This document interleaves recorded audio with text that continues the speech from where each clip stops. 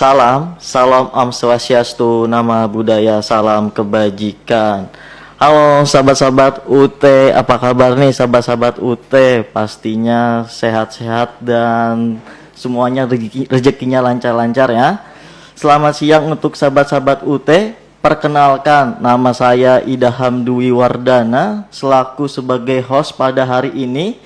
Senang sekali kita rasanya hari ini ketemu kembali pada hari Rabu 11 Juni 2025 di program acara Bincang-Bincang Live IGA UT di episode 98 dengan tema pada hari ini sosialisasi kurikulum baru program studi pendidikan biologi.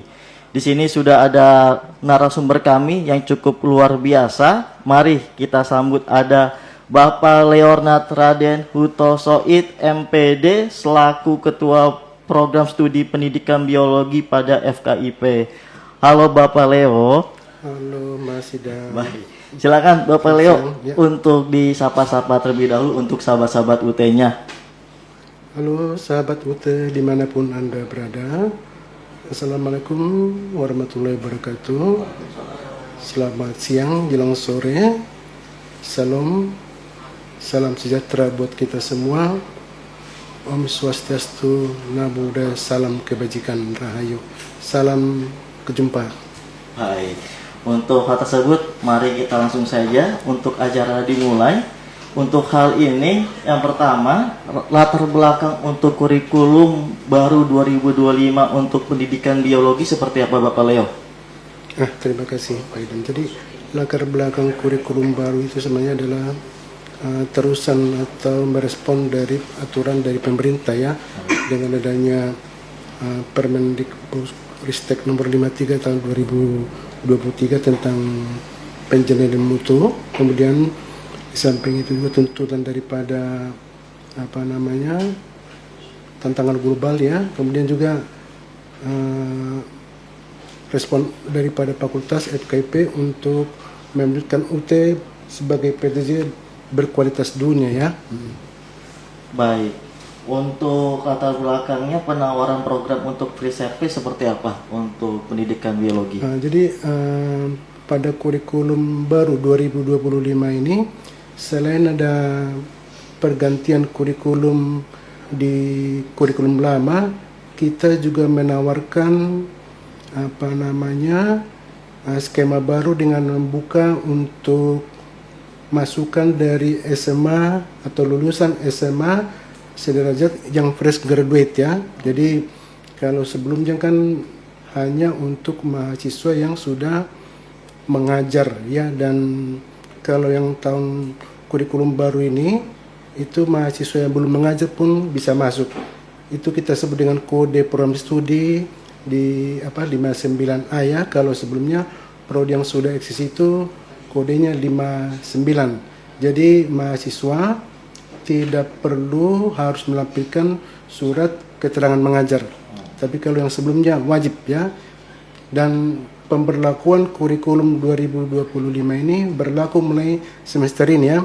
Jadi semester ini tahun akademik 2026. Baik. Untuk yang visi dan misi di pendidikan biologi seperti apa, Bapak Leo? Jadi berhubungan dengan apa yang sudah sampaikan tadi, jadi dengan perubahan kurikulum ini pun itu otomatis ya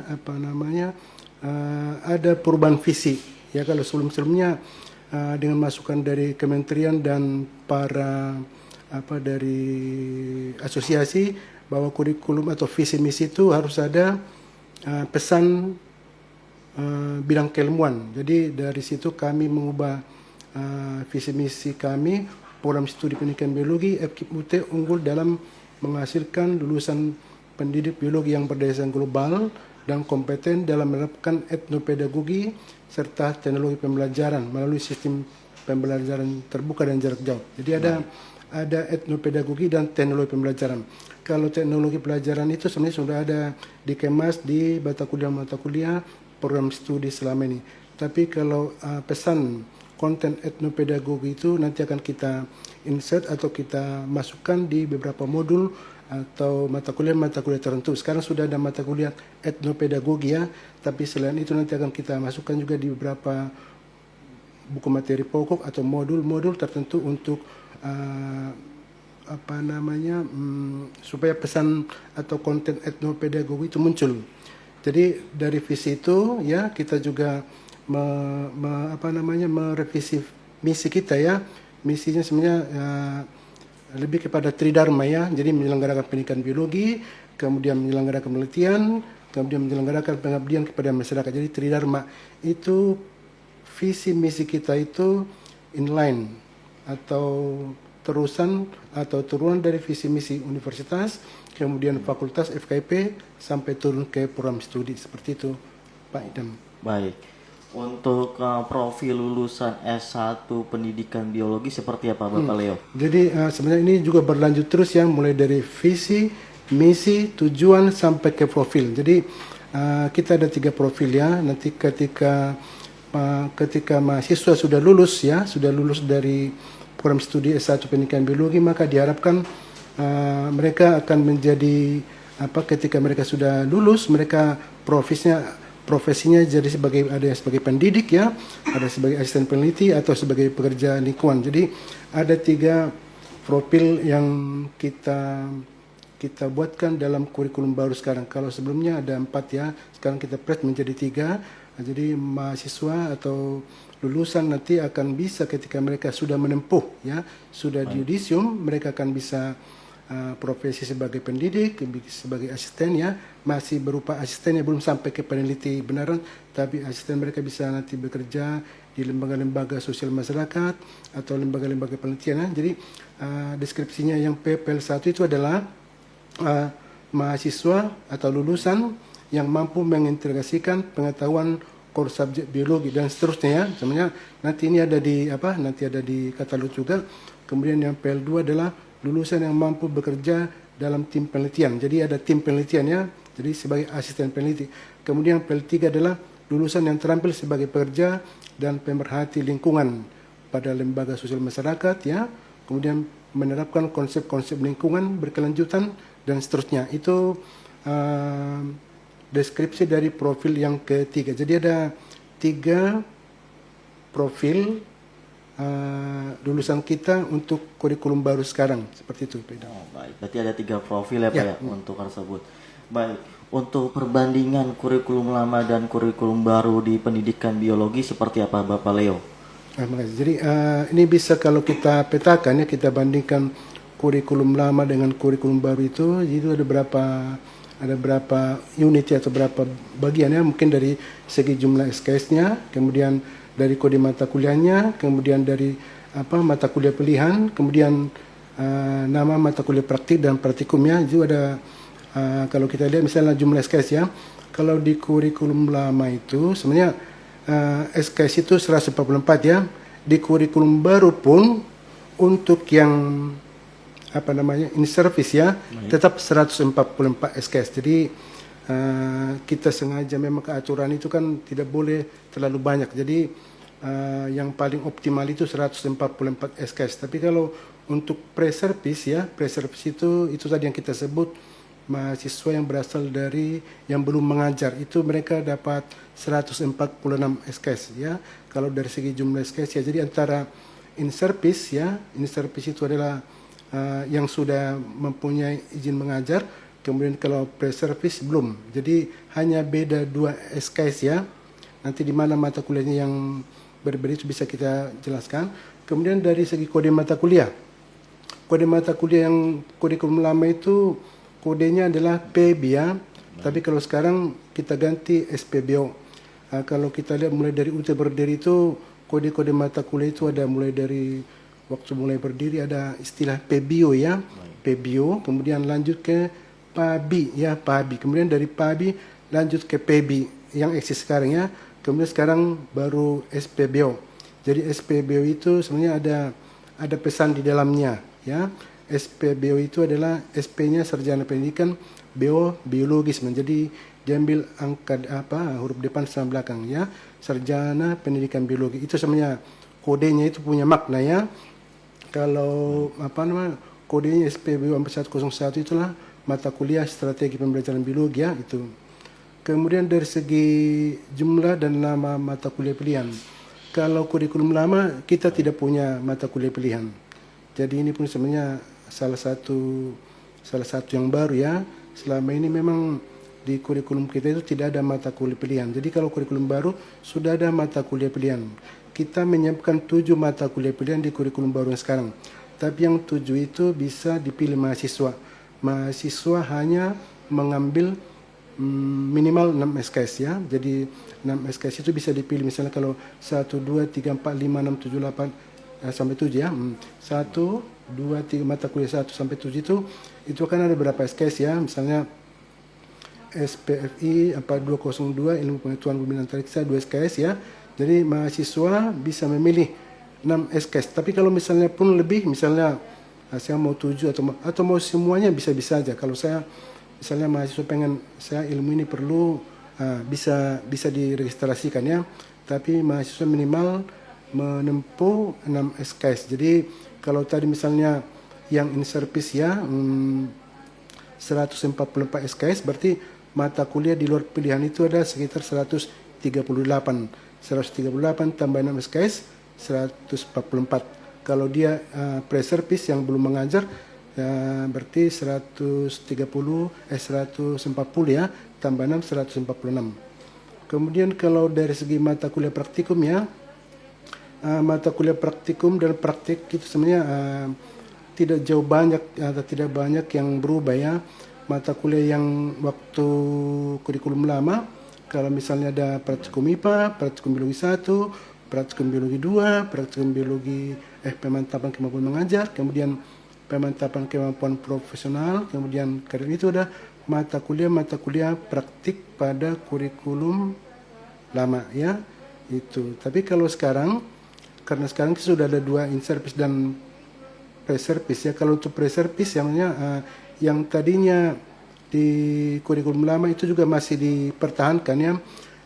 Kalau untuk pre-service atau yang prajabatan atau yang belum mengajar itu praktikum IPA masih ada. Praktikum ini ada pergantian mata kuliah, praktikum biologi 1 jadi praktikum biologi dasar, kemudian praktikum biologi lanjut, kemudian ada pembelajaran mikro ya. Kemudian saya sengaja saya hijau ini ya. Pembelajaran mikro, ada pengenalan lapangan persekolahan, kemudian ada metode penelitian, perancangan web pembelajaran, kemudian pemberdayaan masyarakat dan TAPS, tugas akhir program sarjana ya. Itu ada 2 macam, ada 2 pilihan atau 2 skema, boleh pakai artikel ilmiah, kemudian boleh menggunakan skripsi penelitian pendidikan. Itu kalau untuk pre-service. Tapi kalau untuk in-service kurang lebih sama juga, bedanya kalau in-service itu tidak menempuh mata kuliah pembelajaran mikro dan pengenalan lapangan persekolahan. Tapi mereka yang in-service itu yang sudah mengajar itu hanya menempuh mata kuliah pemantapan kemampuan mengajar. Kemudian yang lainnya kurang lebih sama ya. Di situ bedanya. Jadi ada praktikum IPA juga, ada praktikum biologi dasar, praktikum biologi lanjut, pemantapan kemampuan mengajar ya, kemudian metode penelitian, kemudian perancangan web ya, mata kuliah pilihan itu saja. Kemudian ada mata kuliah pemberdayaan masyarakat, ini juga mata kuliah pilihan. Kemudian ada TAPS, ya, ada artikel ilmiah juga, ada skripsi. Cuma skripsinya in service dan pre-service beda ya. Kalau yang pre-service skripsinya adalah penelitian pendidikan, itu lebih luas ya. Tapi kalau skripsinya yang in service yang sudah mengajar, mereka adalah PKP, dikhususkan PKP. Jadi sebenarnya PKP itu sudah mata kuliah sebelumnya sudah pernah ditempuh oleh para mahasiswa, sudah pernah di kurikulum lama muncul ya. Cuma sekarang ini dia jadi berubah terminologinya atau nomenklaturnya menjadi skripsi ya. Jadi kalau kita lanjutkan ya, di samping yang 4 ini ada lagi jenis evaluasi. Kemudian ada bobot tugas TAPS-nya, kemudian kode dan bentuk TAPS-nya, kemudian kode nama dan mata kuliah prasyarat ya. Kemudian syarat kelulusan prodi ya. Kalau jenis evaluasi kurikulum lama itu kalau mata kuliah metode penelitian itu adalah apa namanya diakses dengan ujian akhir semester ya, UAS ya, dan dia cuma 2 SKS, tapi di kurikulum baru dia jadi bentuknya proposal. Ini salah satu perbedaannya.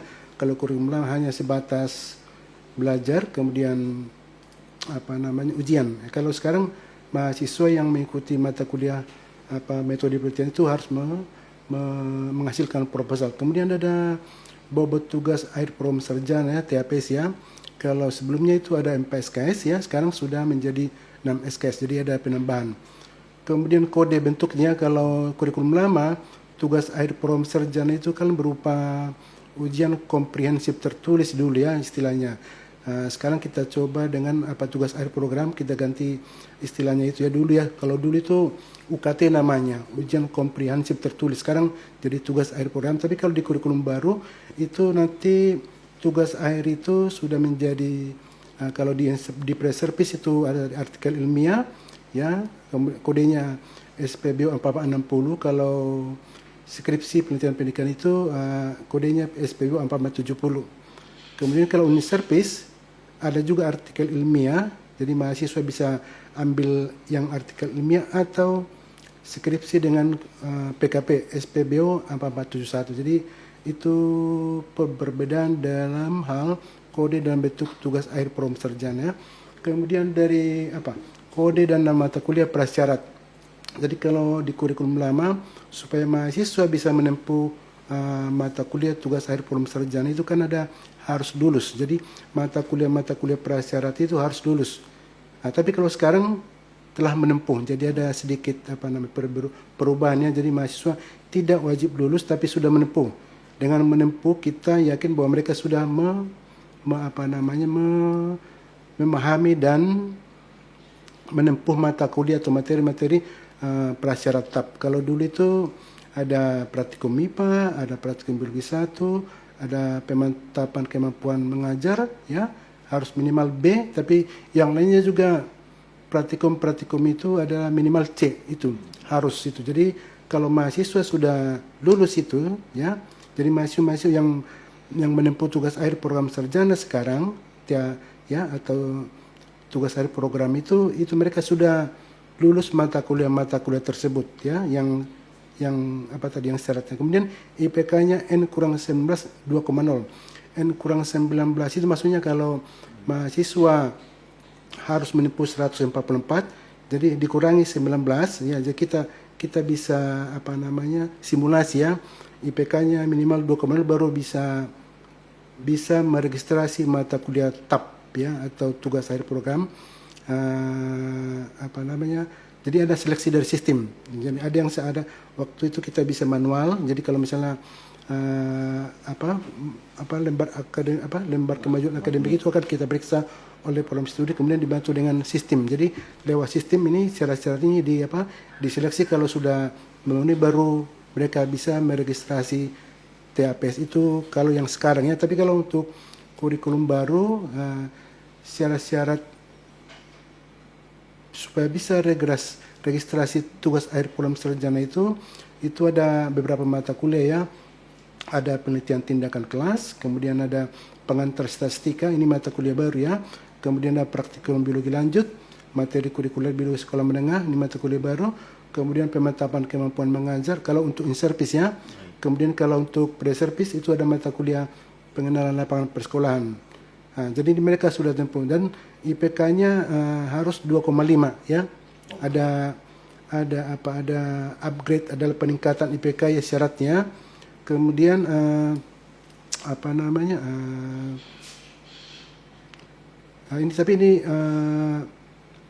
mereka sudah menempuh ya. Kalau tadi yang harus sudah lulus, tapi kalau sekarang mereka sudah menempuh ya. Ini perbedaan antara kurikulum lama dengan kurikulum baru. Kemudian syarat kelulusan IPK-nya kalau yang lama itu 2,0 sudah lulus ya. Sudah mahasiswa punya IPK 2,0 dan tidak ada nilai E, itu mereka sudah lulus, bisa jadi peserta yudisium.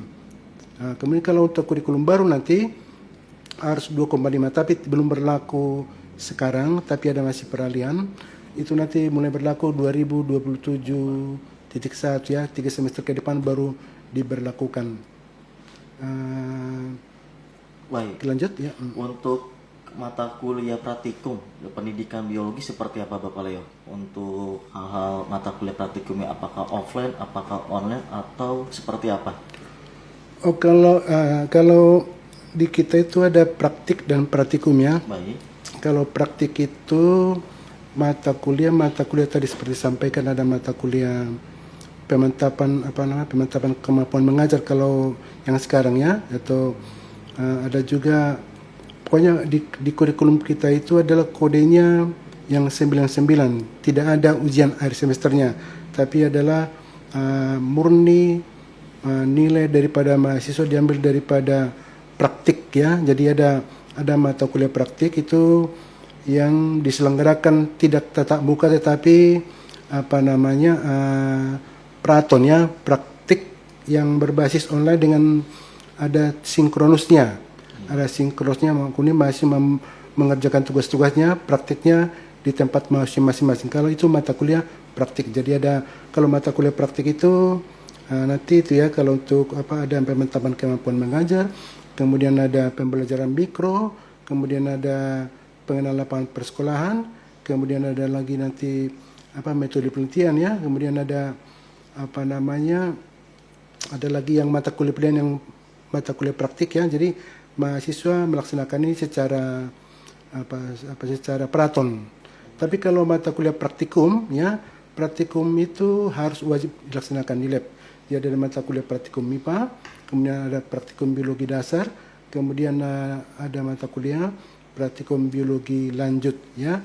Itu nanti mahasiswa melaksanakan praktikum di lab ya, di laboratorium tatap muka atau kerjasama prodi dan UT daerah di perguruan tinggi mitra di daerah. Jadi mahasiswa melaksanakan praktikum di sana untuk mata kuliah berpraktikum ya, atau mata kuliah praktikum bukan, beda karena ada mata kuliah ini ada terminologi yang berbeda-beda ya. Ada mata kuliah praktik, ada mata kuliah praktikum, ada mata kuliah berpraktik, ada mata kuliah berpraktikum. Jadi kalau itu biasanya mix ya.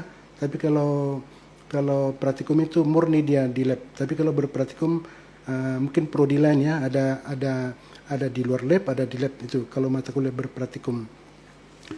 Baik. Untuk yang jumlah SKS-nya seperti apa in service dan free service di pendidikan biologinya? Tadi udah saya sampaikan ya, kalau di pre-service itu 146 SKS ya.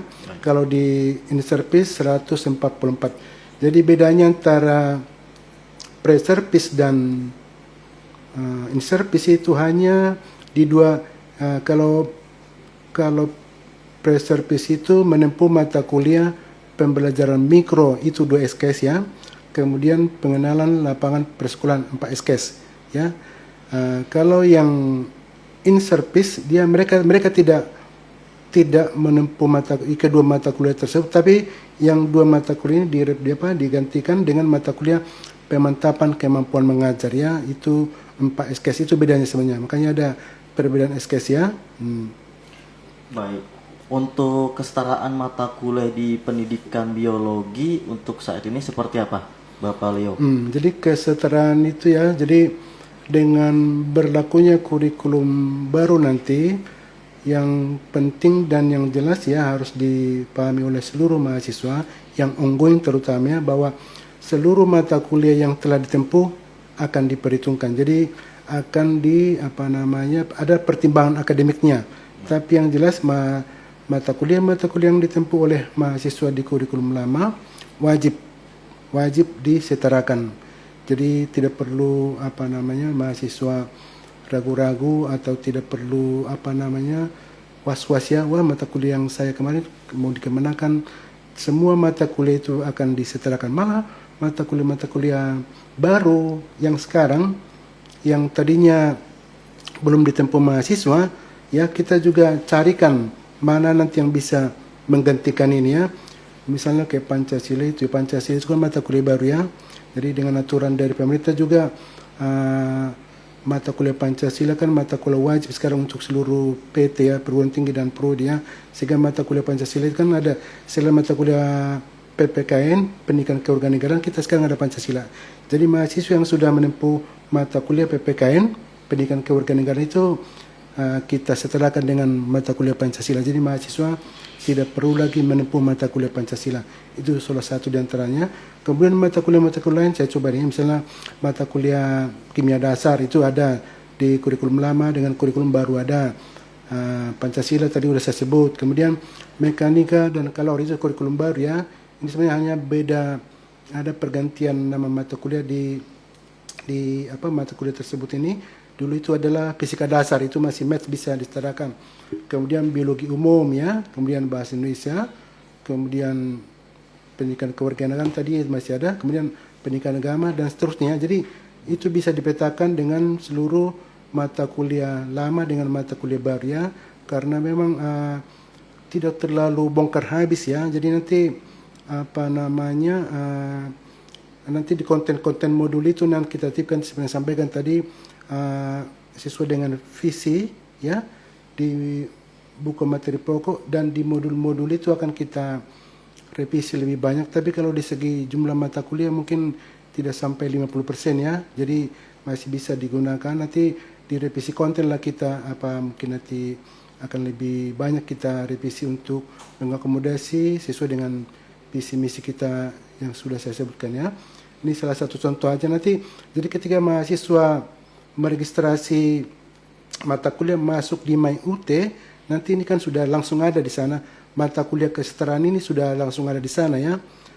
Jadi tidak perlu tidak perlu ragu-ragu.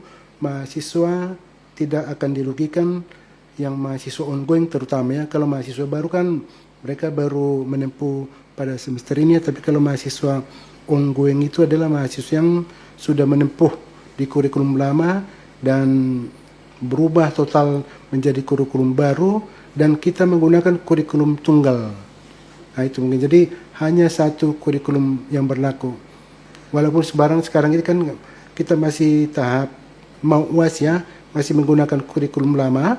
Nanti di mahasiswa registrasi dia langsung menggunakan kurikulum baru. Nanti mungkin di pusat pengujian atau di DAK akan menggunakan sinkronisasi ya, kurikulum lama ke kurikulum baru seperti itu Mas Adam.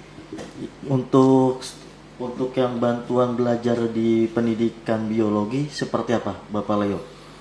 Bantuan belajar ya, kalau bantuan belajar sih skemanya atau modusnya masih seperti yang jadi ada tutoran online ya, ada tutoran online, kemudian ada selain tutoran online murni ya. Maksudnya kalau tutoran online itu adalah mata kuliah biasa, di mana mata kuliah tersebut ada layanan akademik berupa tutoran online ya. Kemudian nanti ada kontribusi ke nilainya.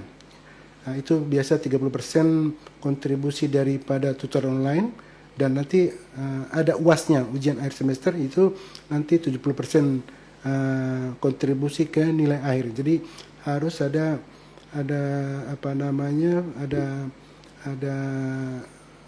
sinkronisasi atau akumulasi lah ya.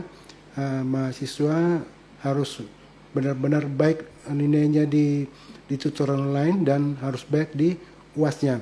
Terutama di tutoran online ya, mata kuliah yang tutoran online ini, kalau mahasiswa bagus-bagus tutoran online-nya tapi ketika ujian akhir semester nilainya tidak memenuhi 30% ya, minimal 30% dari skor yang dipersyaratkan, itu tutoran online-nya tidak bisa berkontribusi ya. Jadi prinsip ini sebenarnya lebih kepada prinsip penguasaan konten ya. Jadi di samping nilai-nilai dari tutoran online, mahasiswa harus wajib memahami atau menguasai soal-soal ujian akhir semester. Jadi kalau misalnya kalau 50 soal ujian akhir semester, kalau mahasiswa benarnya cuma 10 atau 15 ya atau berapa, di bawah 30%, itu malah nanti nggak bisa saling menguntungkan ya. Nanti nilai tutoran lainnya nggak bisa diperhitungkan. Tapi kalau mahasiswa melebihi dari kontribusi atau 30% dari nilai UAS-nya, baru nilai tutoran online yang bagus itu baru bisa diperhitungkan. Itu sebenarnya kalau untuk mata kuliah tutoran online biasa ya, itu mata kuliah. Tapi ada juga yang praton. Praton itu adalah praktek online, itu misalnya mata kuliah pemantapan kemampuan mengajar tadi ada di Inservice ya, itu skemanya ada sinkronus melalui e-learning UTSD ya. Tapi di samping sinkronus ada live seperti di kita ya. Jadi mahasiswa dengan tutor, instruktur mengajar dengan pakai Zoom atau Teams ya. Jadi ada 4 kali sinkronusnya, webnya. Jadi mahasiswa langsung dibimbing oleh tutor atau instruktur ya untuk mata kuliah yang praton. Misalnya tadi pemantapan kemampuan mengajar, kemudian nanti artikel ilmiah juga, skripsi ya nanti. Jadi artikel ilmiah atau TAPS itu nanti akan ada bimbingan sinkronusnya selain yang di asinkronus ya di learning. Baik. Untuk desain mata kuliah praktik atau praktikum atau TAPS di pendidikan biologi seperti apa Bapak Leo? Kalau praktik tadi ya praktik biologi, praktikum IPA, kemudian praktikum biologi dasar, praktikum biologi lanjut. Tadi kan saya sudah sampaikan itu nanti mahasiswa menerima buku materi pokok, kemudian mereka meregistrasi mata kuliah tersebut. Nanti UT daerah akan memetakan berapa orang mahasiswa yang registrasi mata kuliah praktikum IPA misalnya di UT Medan misalnya atau di UT Jakarta, nanti akan direkap. Nanti baru mahasiswa-mahasiswa yang sudah meregistrasi mata kuliah ini akan dikelompokkan atau disatukan. Nanti mereka akan praktikum di lab mitra. Kalau UT Jakarta itu sama UT Bogor, UT Serang mereka di Pakuan kalau Bogor ya. Kalau UT Serang itu di Utirta ya. Kalau UT Medan itu di Wisu. Jadi kita sudah prodi dan UT daerah sudah ada kerjasama ketika mereka melaksanakan praktikum. Jadi untuk praktikum ya wajib dilaksanakan di lab dan dibimbing oleh tutor yang tutor atau dosen dari perguruan tinggi mitra. Mereka praktikum di sana ya. Itu kalau untuk mata kuliah praktikum, baik praktikum IPA, praktikum biologi dasar, dan praktikum biologi lanjut. Praktikum IPA itu kan praktikum mata kuliah bersama, program studi pendidikan kimia, pendidikan biologi, dan pendidikan fisika. Jadi mahasiswanya nanti bergabung ini. Kalau praktikum IPA itu ada prodi pendidikan fisika, ada program pendidikan biologi, dan kimia. Tapi kalau mereka bergabung ya, jadi mungkin mereka lebih ramai. Tapi kalau ada praktikum biologi dasar khusus mahasiswa prodi pendidikan biologi yang ada di UT daerah tertentu. Jadi kalau misalnya UT Jakarta atau katakanlah UT Jayapura ada 2 orang yang meregistrasi mata kuliah praktikum biologi dasar, ya itu wajib melaksanakan praktikum pada semester itu juga. Jadi nanti tapi organisasinya akan dikoordinasi oleh UT daerah tadi yang kerjasama dengan mitra karena mereka di daerah. Tapi di UT pusat pun melalui prodi kita juga tiktokan lah istilahnya, saling mahasiswa lapor ke kita sampaikan ke UT daerah untuk mengkoordinasi pelaksanaan praktikum, dan praktikum itu kita dan kita monef juga ya, kita monef lewat ada kunjungan juga dari pusat pengelola pembelajaran. Kemudian kita jaga di prodi kalau misalnya itu mereka bisa di live kan ya, kita bisa lihat mereka praktikum di lab dengan memberikan misalnya link live ya. Jadi bisa kita lihat mereka sedang mengerjakan apa di lab mitra di sana. Itu kalau untuk mata kuliah praktikum ya. Tadi kalau untuk yang praktis sudah sampaikan juga ya. Nanti praton itu ya. Jadi praton itulah praktik online. Jadi mata kuliah praktik ya. Nanti ada beberapa mata kuliah. Contohnya juga nanti mata kuliah pembelajaran mikro, kemudian penerapan persekolahan, metode penelitian ya, pemantapan kemampuan mengajar ini nanti akan dilaksanakan secara praton. Jadi semua nanti mahasiswa akan didaftarkan di e-learning dengan kelas masing-masing. Ya, ada asinkronusnya, mereka belajar materi dari sesi 1 sampai 8, atau kalau nanti mata kuliah Platon itu akan kita kemas menjadi 14 sampai 16 sesi ya. Jadi mahasiswa dan tutor berkomunikasi di sana, dan saya sampaikan tadi ada sesi sinkronusnya. Jadi setelah mereka bimbingan atau setelah mereka belajar di platform e-learning UTACD, maka dilaksanakan sinkronusnya pada minggu-minggu tertentu. Jadi kita selang-seling. Jadi misalnya kalau 8 sesi, kalau misalnya contohnya pemantapan kemampuan mengajar yang sekarang ya, yang ada sekarang dan ada juga nanti untuk kurikulum baru itu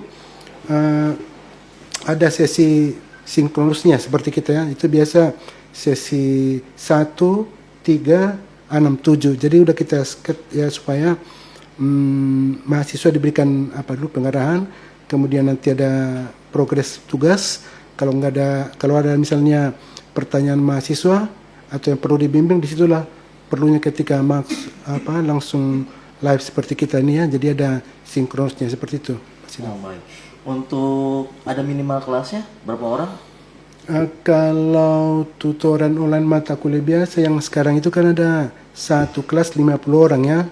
Untuk tutoran online mata kuliah biasa yang tadi 30% kontribusi nilainya itu, dan ada luasnya itu 50 orang ya, 50 mahasiswa. Itu pun kalau misalnya mahasiswanya penuh ya. Tapi kalau misalnya mahasiswanya misalnya 125 yang registrasi, atau katakanlah tidak genap 100 ya, bisa di bawah 50, bisa di bawah, ada mungkin biasa kalau misalnya 100 katakanlah 92 itu biasa dibagi 2, jadi di bawah 50 ya. Kemudian kalau jadi ada yang kelas gemuk, ada yang kelas kursnya gitu ya. Jadi tapi kalau untuk mata kuliah praktik ya, nanti ini juga akan diapakan oleh pusat pengelolaan pembelajaran, dan skema yang berlangsung selama ini untuk mata kuliah praktik itu satu kelas 15 orang. Jadi itu kalau misalnya mahasiswanya penuh. Tadi kalau kelas gemuk maksimum 15 orang kalau untuk mata kuliah praktik ya, Platon. Jadi mungkin artikel ilmiah nanti, kemudian perancangan web. Kalau perancangan web kan berpraktik ya. Kemudian pemberian juga mata kuliah praktik ya nanti. Jadi ada rasio antara tutor dengan mahasiswa untuk mata kuliah tertentu. Jadi kalau tutoran online mata kuliah biasa 150, kemudian kalau mata kuliah Platon 115. Kalau berpraktek itu ada yang 125. Jadi ada tergantung skema mata kuliahnya ya, praktik, Platon, atau berpraktik, atau itu seperti yang sampaikan tadi ya. Baik. Untuk struktur komposisi penilaian mata kuliah di pendidikan biologi seperti apa, Bapak Leo? Ini juga mungkin udah saya sampaikan tadi ya, karena ketika menjelaskan kita pengennya menjelaskan lengkapnya, ternyata udah. Jadi tadi kontribusi tadi kan udah saya sebutkan. Contohnya mata kuliah biasa, kita ambil contoh misalnya biologi sel ya, kita ambil satu contoh, itu mata kuliah biasa. Jadi tutornya 30%, UASnya 70%. Jadi kalau mahasiswa meregistrasi mata kuliah biologi sel ya, nanti satu kelas itu 50 orang. Jadi nanti ada satu tutor, nanti kemudian setelah berlangsung nilainya ada kehadiran, ada diskusi, ada tugas ya. Biasanya ini sudah ada formula di e-learning itu ya. Kalau kehadiran 10%, kalau diskusi 20%, kalau tugas-tugas itu kalau diskusi 30% ya, kalau tugas 50% ya. Jadi sudah ada kontribusinya ya. Jadi kalau mahasiswa sangat-sangat aktif semuanya hadir, diskusi bagus tanggapannya, kemudian tugasnya lengkap semua, karena ada 3 tugas ya. Itu bisa nilainya maksimum, mungkin bisa sampai 90-an ya. Kalau dia udah ada 90-an misalnya, dia itu kan udah berkontribusi, dengan catatan UASnya harus benar 30% minimal ya. Tadi baru bisa yang nilai tutor yang 90-an itu bisa berkontribusi. Itu kalau mata kuliah biasa, salah satu contoh ya, biologi sel ya. Kemudian kalau praktikum biologi lanjut ya, praktikum biologi tadi ya, itu kan semata-mata tanpa UAS. Jadi mahasiswa berpraktikum mahasiswa praktikum di lab ya. Kemudian oleh tutor dia akan ada juga nilai proses apakah mahasiswa 1 2 3 aktif, itu tutor akan menilai, itu namanya nilai proses ya. Kalau sekarang itu kita sebut kontribusinya 30 dengan 70. Jadi prosesnya 30 dan laporannya 70. Tapi kalau untuk kurikulum baru nanti nilai yang proses yang 30 kita naikkan. Kayaknya ini kurang ada masukan lah ya, bahwa nilai proses itu harus kita menjadi 60%. Jadi laporannya nanti 40%, karena mahasiswa itu ketika mereka berpraktikum di kelas atau di lab itu mereka kan sudah melaksanakan secara pengamatan hands on ya, langsung melaksanakan, kemudian langsung mengamati, memfoto, kemudian memvideokan lagi ya.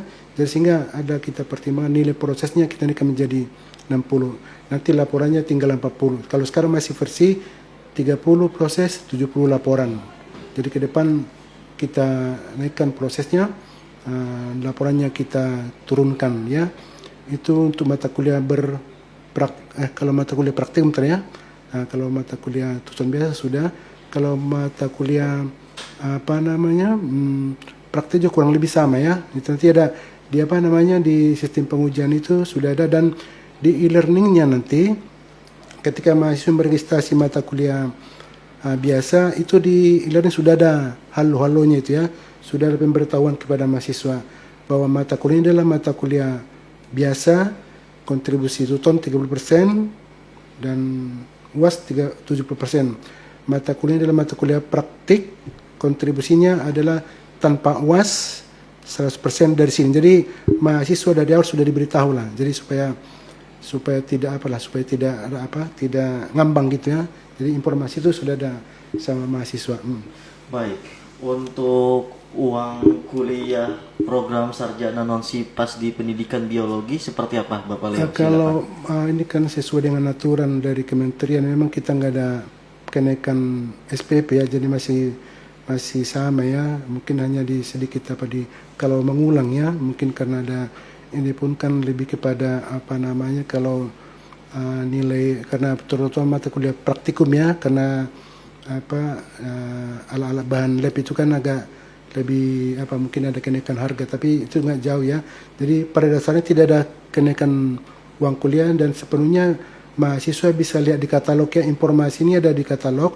Dan ketika mahasiswa pun meregistrasi baik yang SIPAS ya, paket semester ya, maupun yang non SIPAS, mereka sudah ada catatan rupiahnya di sana. Kalau satu SKS berapa rupiah ya, kalau misalnya ini yang SIPAS ya. Kalau pendidikan biologi itu kalau per SKS dia 55.000 per SKS. Jadi kalau mahasiswa ngambil 10 SKS ya, kalikan aja gitu ya. Jadi per SKS. Kemudian kalau mata kuliah kalau ulang tadi naik ya, itu palingnya. Kalau SPP sih nggak ada kenaikannya, karena memang ini aturan dari kementerian ya, baik SIPAS maupun non SIPAS ya. Baik, untuk implikasi kurikulum 2025 di pendidikan biologi seperti apa Bapak Leo?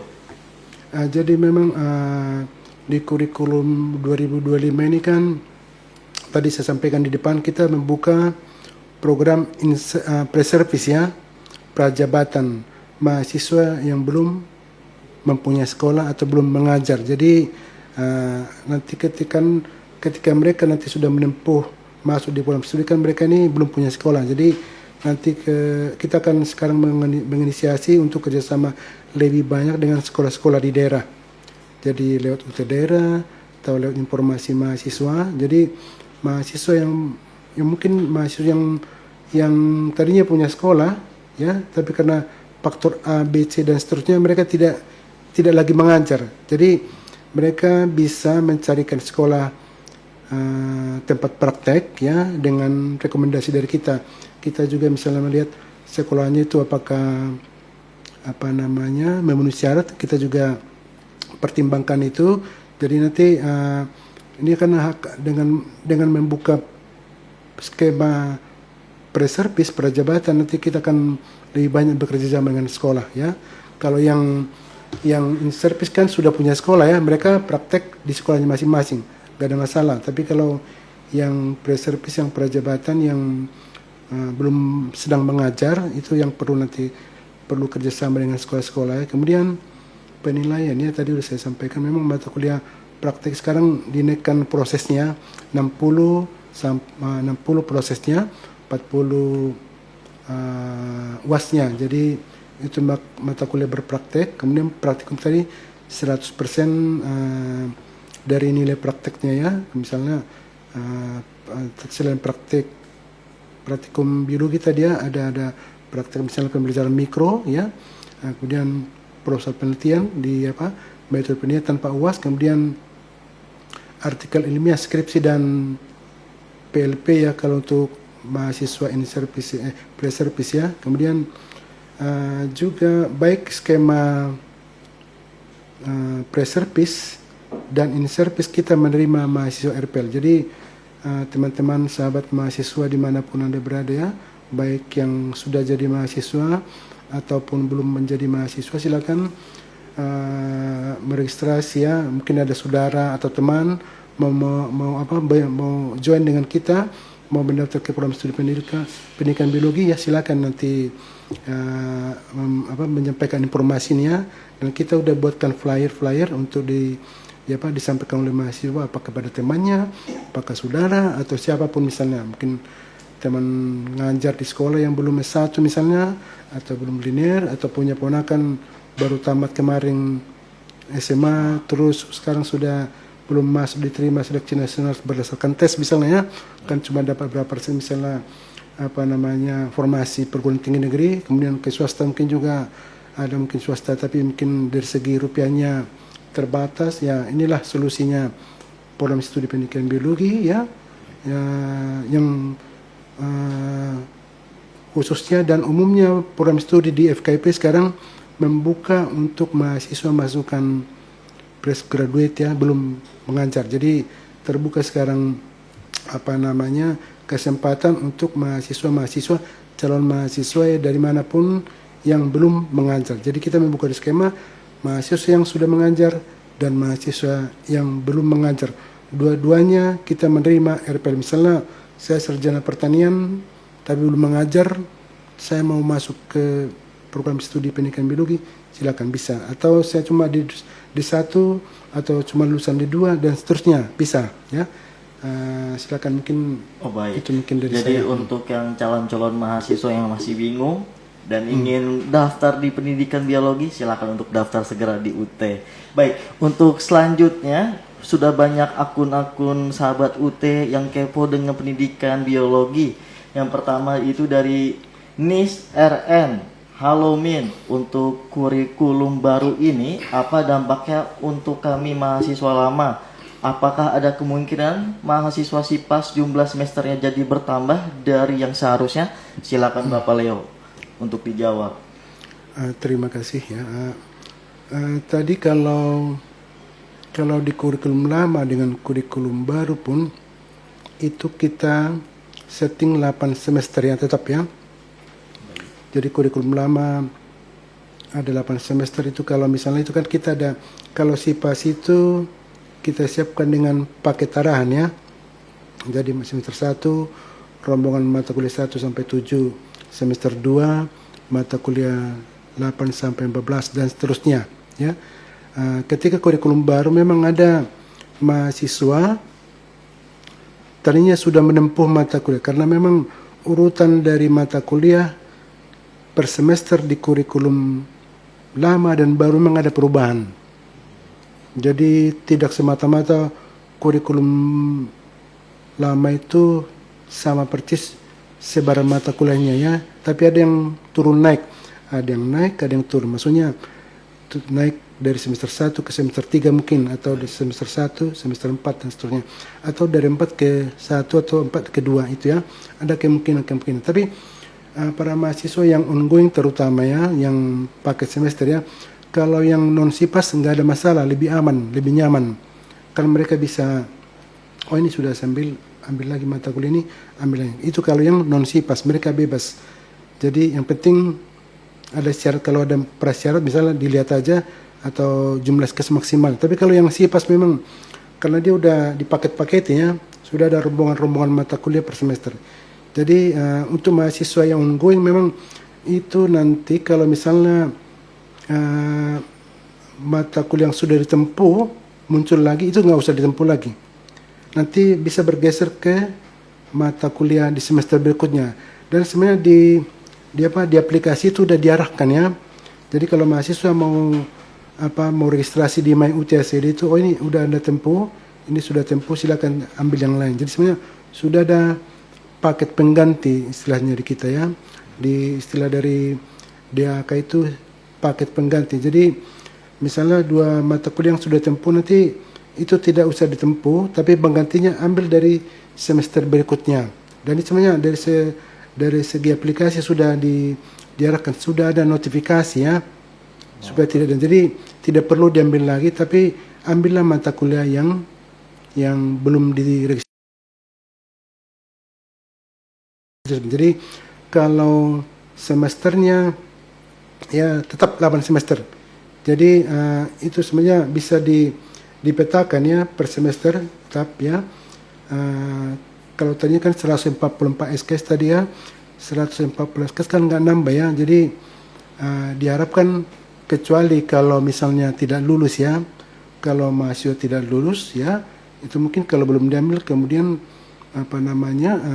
ujian sekarang tidak lulus juga kan berarti nambah ya kalau namanya tidak lulus. Tapi kalau udah lulus itu nanti akan semua dipasangkan. Ada berpasang-pasang sistemnya itu akan dipasang-pasangkan dengan mata kuliah kesetaraan tadi ya Mas Idam ya. Jadi mahasiswa ya tidak dirugikan ya. Jadi kalau 8 semester ya 8 semester ya, kecuali misalnya nanti ini kan nanti kalau mahasiswa yang belum menempuh mata kuliah tugas akhir program ya nanti harus lebih serius lah ya. Kalau kemarin itu kan ada kalau tugas akhir program kemarin kan ada ujian tulis saja ya. Tapi kalau sekarang kan tadi ya sama sebenarnya. Kalau kurikulum lama kan ada PKP ya. PKP itu sebenarnya itu yang jadi skripsi sekarang ya. Jadi kalau mahasiswa yang sudah lulus PKP di semester lalu atau mahasiswa yang sekarang ini nanti yang sedang menempuh PKP itu nanti tidak perlu ujian atau tidak perlu lagi menempuh mata kuliah tugas akhir program sarjana. Jadi ada PKP ya, ada beberapa mata kuliah yang kita pasangkan. Mana nanti mahasiswa yang punya nilai terbaik itulah yang dipilih untuk menggantikan ini. Jadi kalau kita buatkan skema 2 mata kuliah vs 1 mata kuliah ya, ini kalau 2 ini mana yang paling terbaik itu nanti yang akan dipilih. Berarti untuk tersebut tidak perlu takut ya Pak ya, sudah ada sistemnya, ada mata kuliah setaraannya. Nanti kalau mahasiswa misalnya ada yang lebih detail ya, nanti mungkin bisa japri-japrian juga, kita punya grup-grup ya gitu ya, bisa informasinya. Kalaupun misalnya di prodi itu kan tidak bisa akses ke semuanya ya. Ketika mahasiswa punya aduan, biasa kita CC ke unit terkait, misalnya ke DAK atau pokoknya ke unit terkait ya. Jadi kita kan sudah tersistem di kita ya, di pusat itu ya. Kalau itu misalnya UT daerah, misalnya kalau praktikum itu kan di UT daerah tadi ya. Misalnya koordinasi kita UT daerah, laporannya misalnya itu tutornya yang memilih atau membuat izin kelas istilahnya mereka di sana gitu. Mas Idam. Untuk selanjutnya ada Haris FDH. Bisakah dijelaskan lebih detail tentang perbedaan antara pilihan tugas akhir program sarjana atau TAPS?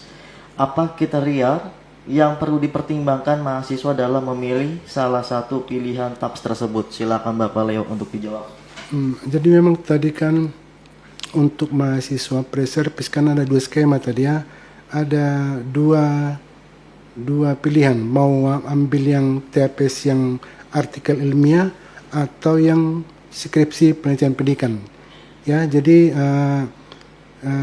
mahasiswa mungkin kalau udah punya bahan, misalnya saya punya artikel atau pernah punya penelitian atau punya data lah ya, itu mungkin nanti bisa jadi artikel, kan tinggal mengolahnya ya.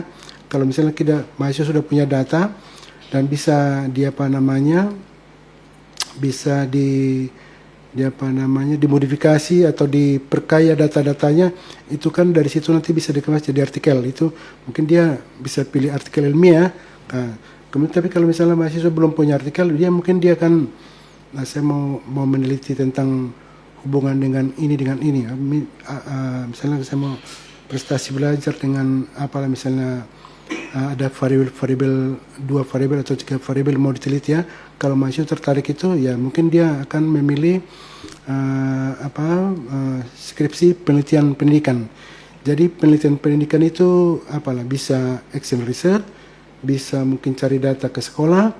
Nanti kita udah ada panduannya. Nanti panduan-panduan ini nanti akan kita lampirkan di e-learningnya, dan ini sedang proses cetak ya. Jadi nanti mahasiswa bisa mengikuti panduan ini. Jadi mungkin mahasiswa mau pilih yang mana, itu dari panduan itu bisa dibaca-baca. Oh, nanti saya akan lebih tertarik ke artikel ilmiah kah, apakah ke penelitian pendidikan ya. Itu kalau untuk yang mahasiswa masukkan tadi yang prajabatan ya, pre-service ya. Tapi kalau misalnya untuk mahasiswa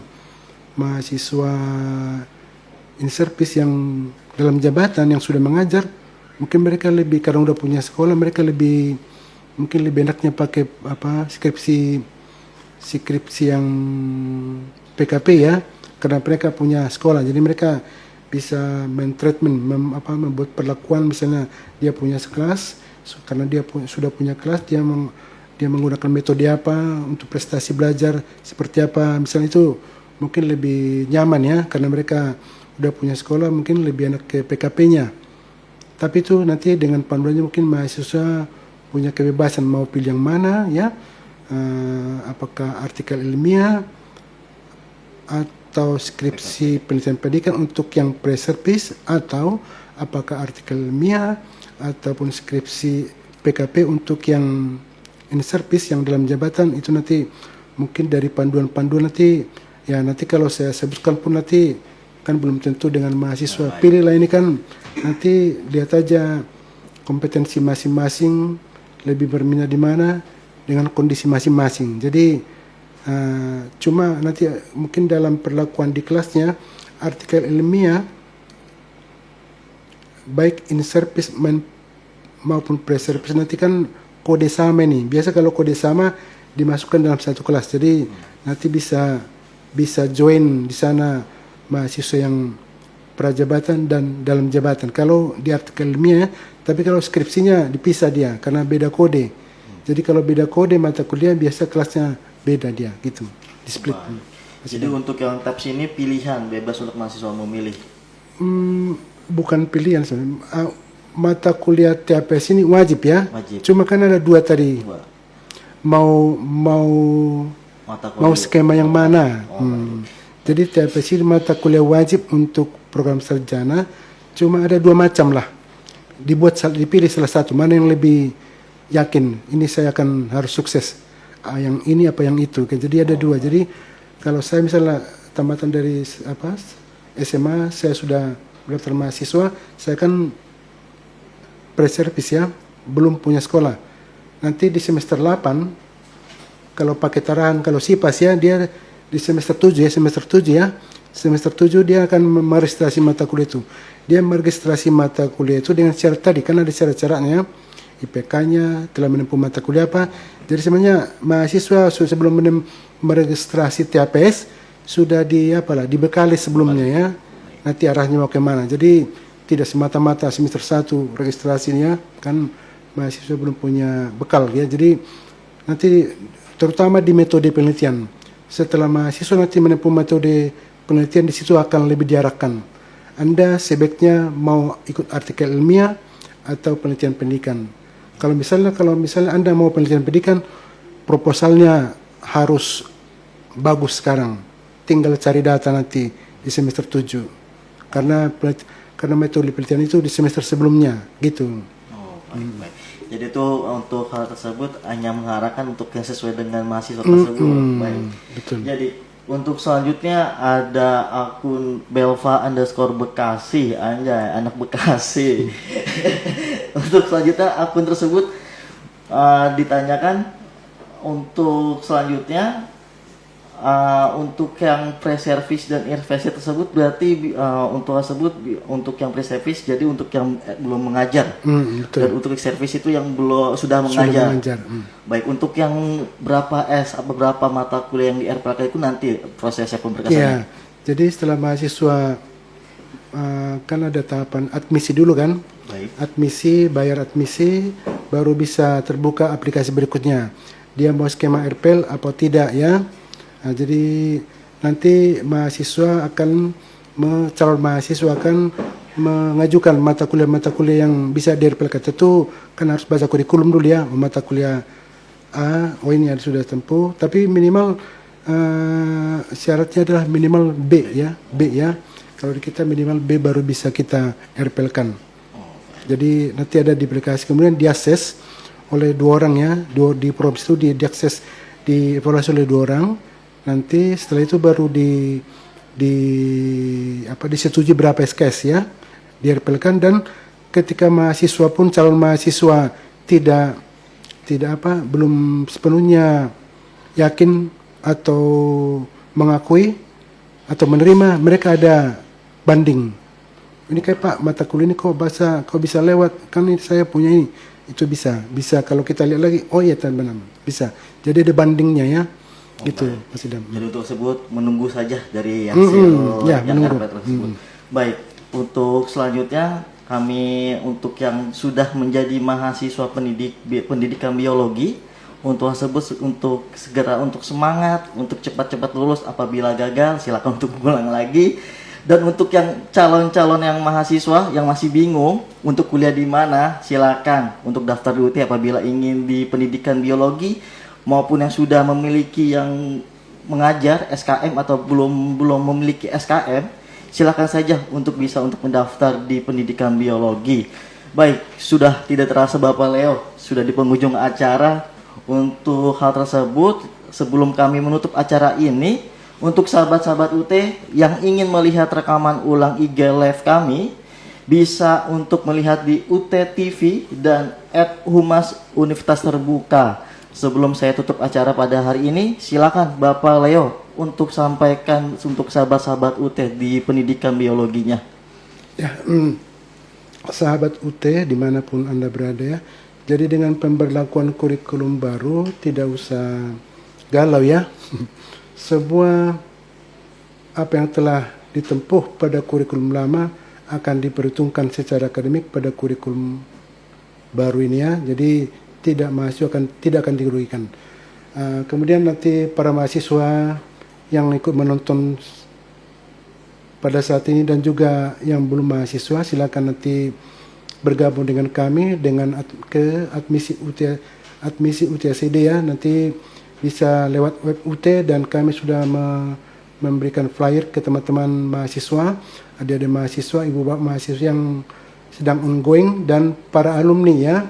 Jadi supaya bisa bergabung bersama-sama, bergabung dengan kami untuk meningkatkan kompetensi Anda semua, terutama di dalam mempersiapkan diri di sekolah masing-masing sekarang untuk yang sudah mengajar dan mempersiapkan untuk PPG. Dan bagi yang belum mendaftar, silakan join dengan kami. Salam sukses untuk Anda semua. Luar biasa dari Pak Leo untuk sahabat-sahabat UT. Baik, untuk hal ini kami informasikan kembali untuk sahabat-sahabat UT yang calon-calon mahasiswa yang masih bingung untuk kuliah di mana dan ingin kuliah full online di UT ataupun ingin ambil jurusan pendidikan biologi, silakan untuk mendaftar untuk sarjana diploma jarum non RPL ataupun yang RPL sudah dibuka untuk cara melakukan pendaftarannya. Silakan untuk membuka halaman websitenya di admisi-stripsia.ut.ac.id. Ayo bergabung sekarang di UT dan jadilah bagian generasi pembawa perubahan. Baik, sebelum acara kami tutup, ada sebuah pantun dari kami. Pergi ke pasar naik motor, Pulau Angel beli patagor, Kalau kamu ingin pintar, jangan pernah malas belajar. Sahabat-sahabat UT, sekian untuk bincang episode 98 pada hari ini. Bertemu lagi di episode berikutnya yang akan datang. Sampai jumpa. Wassalamualaikum warahmatullahi wabarakatuh. Sampai jumpa sahabat UT.